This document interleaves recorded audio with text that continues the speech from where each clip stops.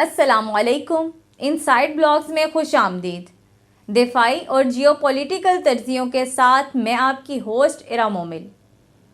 آج ہم ایک نہایت اہم موضوع پر بات کریں گے جو ہمارے قومی وقار اور خود مختاری پر حملہ کرنے کی کوشش ہے۔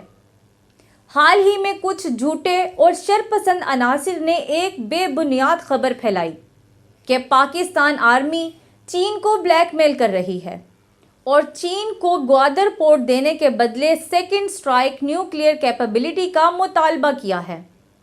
یہ دعویٰ سراسر جھوٹ، پروپیگنڈا اور پاکستان کو بدنام کرنے کی گھٹیا سازش ہے جس میں مغربی قوتیں، ہمارا کم ظرف ہمسایہ اور ملکی میڈیا میں موجود کالی بھیڑیں سب شامل ہیں۔ ناظرین، یہ بات سمجھنا ضروری ہے کہ پاکستان کی ترقی اور پاک چین دوستی ہمیشہ سے بھارت اور مغربی لابیوں کی آنکھ میں کھٹکتی رہی ہے۔ یہ عناصر ہر ممکن کوشش کرتے ہیں کہ کسی نہ کسی طریقے سے ہمارے ترقیاتی منصوبوں اور ہماری مضبوطی کو نقصان پہنچائیں۔ افسوس کی بات یہ ہے کہ ہمارے اپنے میڈیا میں موجود کچھ کالی بھیڑیں جو صرف ذاتی مفادات اور چند ٹکوں کے لیے کام کرتی ہیں، ان دشمنوں کے ہاتھوں کا کھلونا بن جاتی ہیں۔ یہ لوگ جھوٹا پروپیگنڈا پھیلا کر نہ صرف پاکستان کے مفادات کو نقصان پہنچاتے ہیں بلکہ دشمن کے ایجنڈے کو تقویت دیتے ہیں۔ ایسے غداروں کو پہچاننا اور ان کا محاسبہ کرنا ہمارا قومی فرض ہے۔ آئیں آپ کو حقیقت سے آگاہ کرتے ہیں۔ حقیقت اس جھوٹے پروپیگنڈے سے بالکل مختلف ہے۔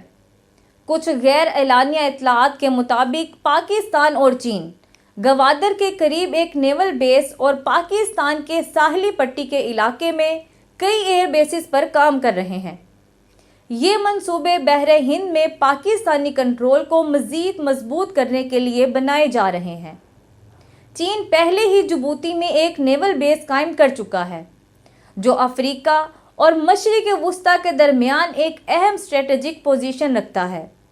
اس نیول بیس اور گوادر کے درمیان ایک مضبوط نیول برج قائم کیا جا رہا ہے تاکہ خطے میں کسی بیرونی عنصر کو مداخلت کی ہمت نہ ہو۔ مزید برآں، ترکی نے صومالیہ میں اپنی فوجی موجودگی کو مضبوط کیا ہے اور اس منصوبے میں پاکستان اور چین کے ساتھ شراکت داری قائم کر سکتا ہے۔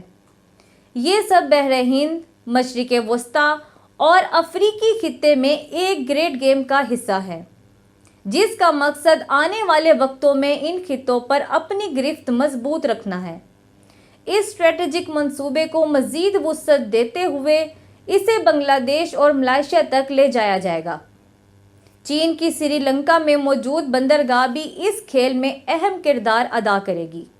یہ تمام منصوبے اس بات کا ثبوت ہیں کہ پاکستان اپنے اتحادیوں کے ساتھ مل کر اس خطے میں کسی بھی بیرونی طاقت کو مداخلت نہیں کرنے دے گا۔